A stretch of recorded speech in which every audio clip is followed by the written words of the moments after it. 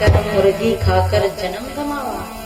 बड़े भाग क्या किया, बड़े भाग मानुष तन पावा, बोतल पी कर जन्म गंवावा।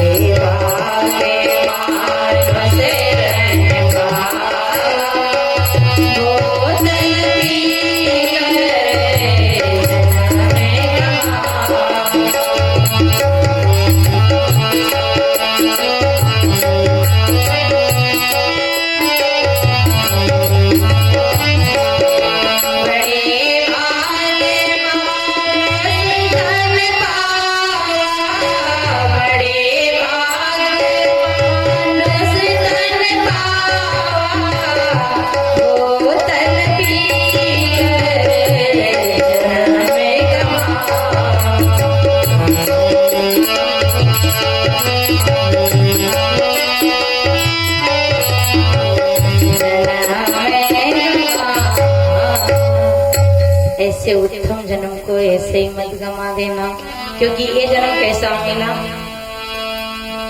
स्वर्ग नरक वर्ग से।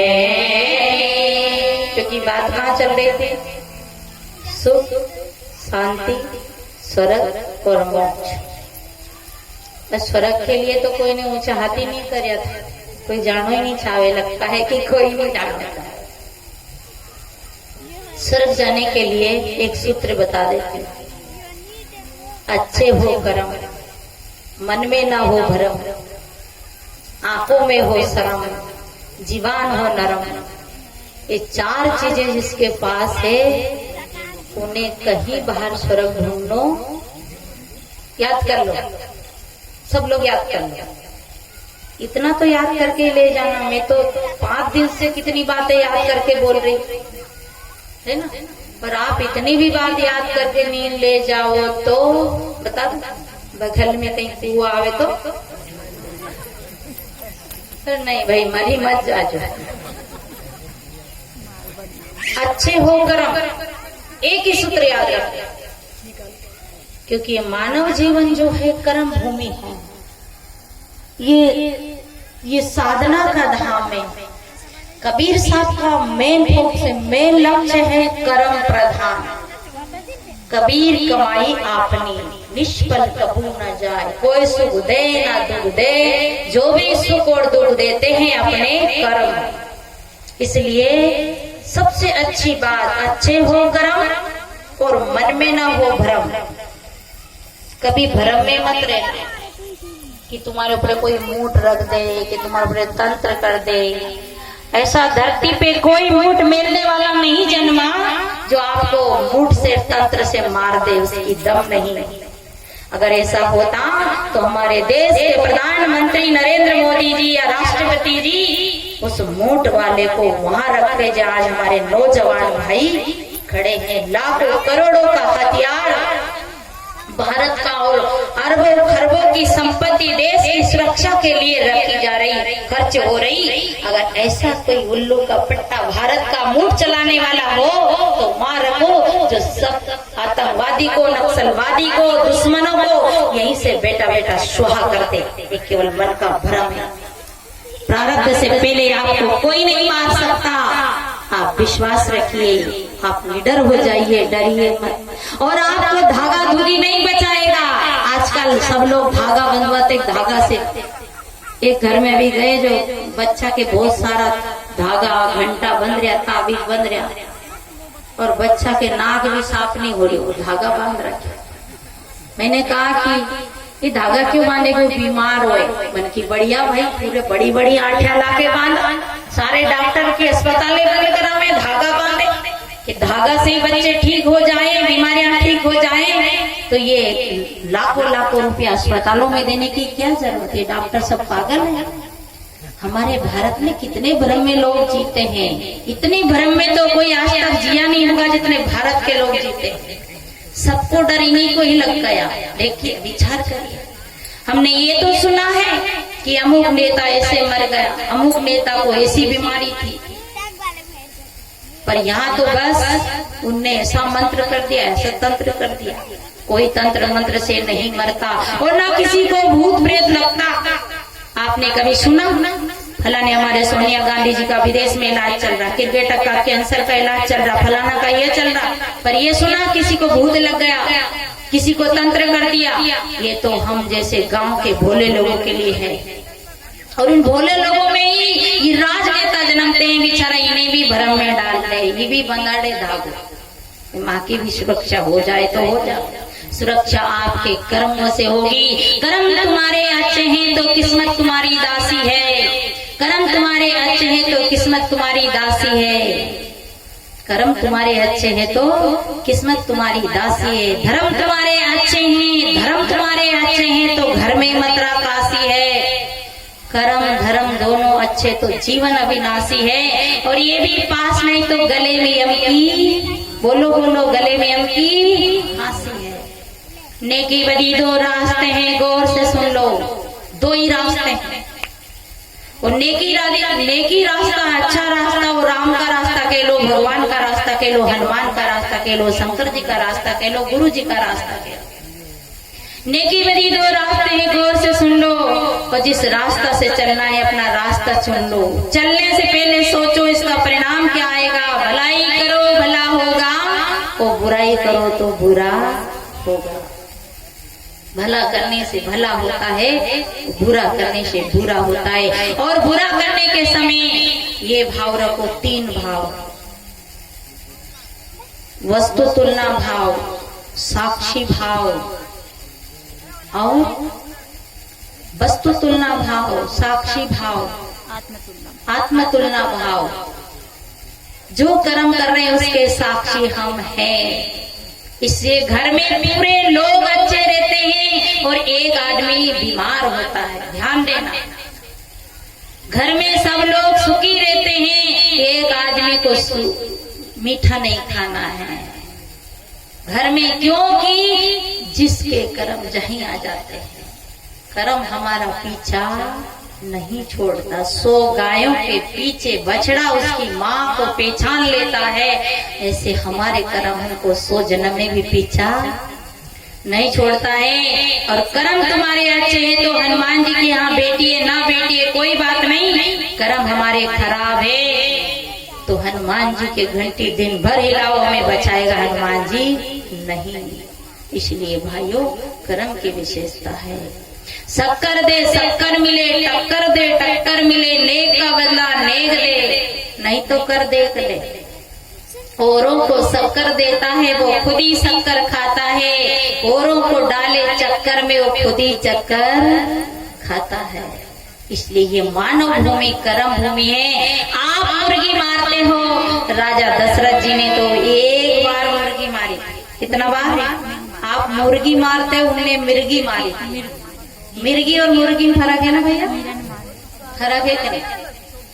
पर है दोनों जीव। मुर्गी मारो चाहे मिर्गी मारो। और एक बार की मिर्गी ने राजा दशरथ जी के जीवन में सारी खुशियों पे पानी फेर दिया।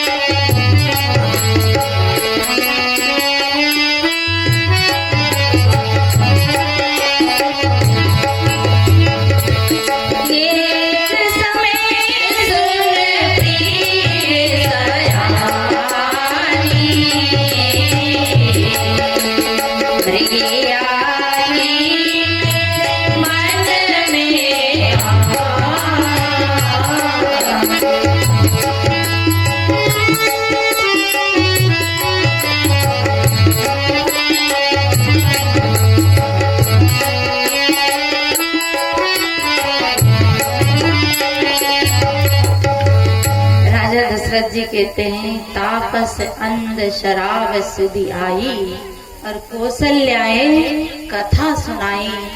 एक समय सुन प्रिय सयाने, भैया नारायण जी समय 2:30 बजे बताया था। तो देखिए आनी एक बार राजा दशरथ जी को मृगी मारने की मन में आई और एक बार मृगी मारने गए, धोखे से बाण लगा पर कितनी बड़ी भूल हुई। और जो रोज रोज मुर्गी मारे उसका क्या हो, उसकी तो फिर बात ही क्या। इसलिए सज्जनों, बातें सुनने से कुछ नहीं होता, रात दिन सत्संग में बैठे रहो कुछ भी नहीं होगा। बदलना हमें ही होगा, हम बदलेंगे तो युग बदलेगा। कोई बदले ना बदले पर हम बदले, क्योंकि हमारा जीवन का, हमारे कर्म का साथी हम ही है ना। हमको और दूसरा कोई हमारे साथ नहीं जाएगा, पर हमारा कर्म हमारे साथ जाएगा। इसलिए इन कर्मों को सुधारने के लिए ही ये सत्संग है। मैं एक कर्म कहानी सुना देती हूँ, फिर वाणी को विराम लेती हूँ। कहते हैं एक बार पत्नी कभी रेलगाड़ी में नहीं बैठी थी। अब रेलगाड़ी में नहीं बैठी साहब, तो पत्नी ने अपने पति से कहा कि मैंने कभी रेलगाड़ी नहीं देखी। पति बोला कि तुम्हें छुट्टी के दिन रेलगाड़ी बताऊंगा। तो छुट्टी का दिन था, उस दिन रेलगाड़ी में बैठने के लिए तैयार हुए। छुट्टी कब थी? रविवार के दिन। हमारे लोग कहते हैं छत्तीसगढ़ में जाते तो वहां है ना, सब लोग कहते शायद सत्संग शनिवार रविवार देना, क्योंकि सब ज्यादातर अधिकारी कोई कर्मचारी लोग रहते हैं, तो उनको छुट्टी के दिन सत्संग अच्छा लगता है और छुट्टी के दिन समाना भी चाहते हैं। पर ये बताओ, छुट्टी ना हो और बीमार हो जाए तो अस्पताल जाना पड़े नहीं पड़े ना। तो जैसा जीवन का स्वास्थ्य के लिए जरूरी ध्यान रखते हैं, ऐसे ही ये सत्संग का भी जीवन में ध्यान रखना चाहिए, अच्छे कर्म का भी ध्यान रखना चाहिए। तो दोनों पति पत्नी रेलगाड़ी में बैठने गए। अब रेलगाड़ी में गए तो पहली बार उन्होंने रेलगाड़ी देखी। किसने देखी रेलगाड़ी? पत्नी ने। इतनी बड़ी रेलगाड़ी आई तो उसने बेचारी आंखें तनी की तनी रह गई। ओहो, इतनी बड़ी रेलगाड़ी है, क्या रेलगाड़ी? बोले हाँ रेलगाड़ी। कि ये रेलगाड़ी को किसने बनाया? बोले इस रेलगाड़ी को भगवान ने बनाया। पति ने उसका समाधान दे दिया कि इस रेलगाड़ी को भगवान ने बनाया।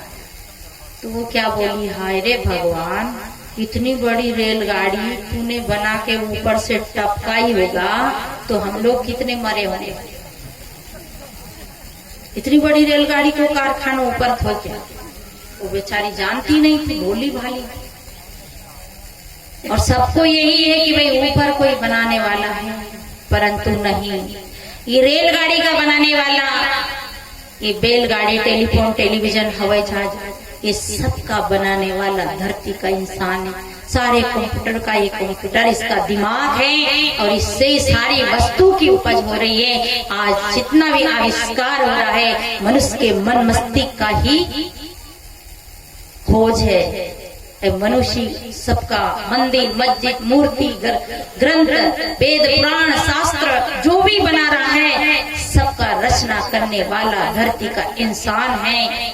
5 तत्व और एक चेतन, ये 5 तत्वों को चेतन लेकर के ये जो सृष्टि दिख रही है इसे जड़ चेतन सृष्टि कहते हैं। मनोमय सृष्टि, संस्कारों की सृष्टि और जड़ चेतन सृष्टि। चेतन जड़ वस्तु को लेके जो निर्माण करता है वो जड़ चेतन सृष्टि।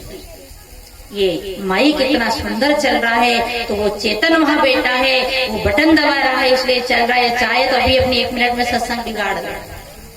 इसलिए सबका बनाने वाला धरती का इंसान। दोनों ही पति पत्नी गाड़ी में बैठ जाते हैं। ऊपर देखे नीचे देखे, बढ़िया गद्दी वाली सीट है, पंखो लग रही हो कि हाय रे भगवान, गजब की गाड़ी बनी है। क्यों जी अपन यहीं रह जाओ, पत्नी ने कहा क्यों जी अपने यहीं रह जाऊं। पति बोला पगली है, रहने के लिए नहीं है, थोड़ी दूर की यात्रा करने के लिए। उस औरत की बात नहीं है, यह आप और हमारी बात है। हम सोचे कि हमने खेजड़ा गांव में अच्छी बड़ी बिल्डिंग बना रखी है, गाड़ी है, घोड़ा है, बेटा है, पोता है, ब्यावरा में प्लाट है, मकान है, और हमारे तो भाई नेता है, पदाधिकारी है, हम तो यहीं रह जाएं। तो यहीं रहने के लिए ये गाड़ी नहीं है। पति ने कहा जितनी किलोमीटर का टिकट है उतनी यात्रा करनी है। ये मानव जीवन रूपी गाड़ी मिली है, जितना किलोमीटर है, जितने 50 साल, 10 साल, 20 साल, 100 साल, 80 साल को टिकट है, उतनी यात्रा करनी है। फिर गाड़ी छोड़ना ही पड़ेगा। स्टेशन आएगी गाड़ी छोड़ेंगे, वो गाड़ी से उतर के गाड़ी दूसरी मिलती है, जरूर मिलेगी, परंतु पतो थोड़ी कि ट्रेन मिले। बैलगाड़ी में भी बैठना पड़े, साइकिल में भी बैठना पड़े, रिक्शा गाड़ी में भी बैठना पड़े। ये गाड़ी कल्याण की गाड़ी छूट जाएगी, कुत्ता बिल्ली के कौन सी खानी में चले जाएंगे। हाँ ठीक, तो इसलिए हमें है ना इस गाड़ी को तो छोड़ना ही पड़ेगा। राजी राजी छोड़ो या फिर राजी छोड़ो, दोनों ही गाड़ी में बैठ जाते हैं। और ऊपर देखे नीचे देखे, पत्नी के जी ये क्या है, बोले जंजीर है। फिर ये क्या काम में आती है, बोले आपातकाल में खींचते हैं। क्यों जी मैं खींच लूं? पत्नी बोली मैं खींच लूं। पति बोला बिना कारण खींचे कानूनी अपराध है, तू खींच लेगी तो दंड देना पड़ेगा। कि जी हमारे घनी होश है, गाड़ी में बैठने की होश थी, शौक थी, खुशी थी, और ये जंजीर खींचने की खुशी है, जरा खींच ले दो। तो पति समझा रहा मत खींच, शौक दुख देती है, शौक तो मिट्टी की भी दुख देती है। जीव के जितनी मन की शौकें हैं, इच्छा है, वही दुख देती है। चाह के पीछे जीव सदा भार ढोता है, चाह पूरी नहीं होती है तभी ते रोता है, और चाह छोड़ दो तो आज ही मोक्ष होता है। पति समझा रहा है पर पत्नी मानी नहीं, वो खड़ी हो गई और जंजीर खींचने लगी। पर रुपया 500 ही था, 250 पत्नी ने रख लिया, 250 पति ने रख लिया। कि क्यों जी कोई आ गया तो कह देंगे हमारे पास पैसा नहीं। और जंजीर खींची और गाड़ी खींचते ही जहाँ की जहाँ खड़ी हो गई। अत्ते पुलिस आई, पुलिस ने कहा किसने खींची, क्यों खींची? पत्नी देखे पति की तरफ और पति देखे पत्नी की तरफ। पुलिस पूछती बताओ किसने खींची, क्यों खींची? जो पत्नी है ना, राष्ट्रपति जल्दी बोल दी सर मैंने नहीं खींची, ये ऊपर एक लाल कपड़ा वाला महात्मा बैठे इन्होंने खींची। महात्मा जी ने विचार करो ये दौर में एक इनके साथ लेडीज है। महात्मा जी ने कहा, पुलिस ने पूछा महाराज जी आपने जंजीर क्यों खींची? बोले हाँ मैंने खींची। क्यों खींची? कि मेरा 500 रुपया चोरी हो गया इसलिए खींची। इधर थोड़ा झूठ बोला तो उधर भी थोड़ा। पुलिस ने महात्मा जी के पास से 500 रुपया निकाला, दोनों की जेब से 250 रुपया निकाला, महात्मा जी को 500 दे दिया और दोनों को जेल में बंद कर दिया। इसलिए शक्कर देने से शक्कर मिलती है, टक्कर देने से टक्कर मिलती है। ये मानव जीवन कर्म भूमि है, यहाँ गलती मत करना। यहाँ फेल पास और सप्लीमेंट्री मिलने की जगह है। पास होना है, पास नहीं तो फेल नहीं होना है, सप्लीमेंट्री तो ले आना है। यानी मानव के मानव बन जाए इतनी जरूर कोशिश कर लेना। नहीं तो का मानव जन्म नर पाए के चुके अपनी घाट जाए परे भव चक्र में सहे घनेरी लाज, फिर पछता नहीं पड़ेगा। भाइयों तो मैंने आप लोग के सामने बात रखी थी, बहुत दुख की खानी तब बचियो जब रामे जाने। दुख क्यों आता है? दुख अपने कर्मों से आता है। वो कर्म कब करते हैं? जब हम राम को जान लेते हैं, राम को पा लेते हैं और राम में ठहर जाते हैं, तभी हमारा जीवन का दुख कटता है। आपने 5 दिन से लगातार सत्संग सुनी, बड़े प्रेम से शांति से। ये भी नहीं कहना पड़ा कि कोई बोलो मत, हल्ला मत करो, शांति से बैठो। ऐसे बैठे जैसे किसी कहीं जादू वाले ने बांध दिया क्या, जैसे हम जादू मानते नहीं, पर एकदम शांति से बैठे। आप सबको धन्यवाद, और आप धन्यवाद के पात्र हैं। और पूरे गांव के लोगों ने तन मन धन से सेवा करी, धन दिया। अनाज दिया, पैसा दिया इस सत्संग भंडारे के लिए और यहाँ बैठकर सेवा दी, सत्संग सुने। आप सबको बहुत बहुत धन्यवाद है। सदगुरु की कृपा आप पे हमेशा बरसती रहे और जिन भाइयों ने ज्यादा सेवा की दौड़े उनको सबको धन्यवाद, पूरे गांव के लोगों को धन्यवाद। और जो मेरे से कोई बोलने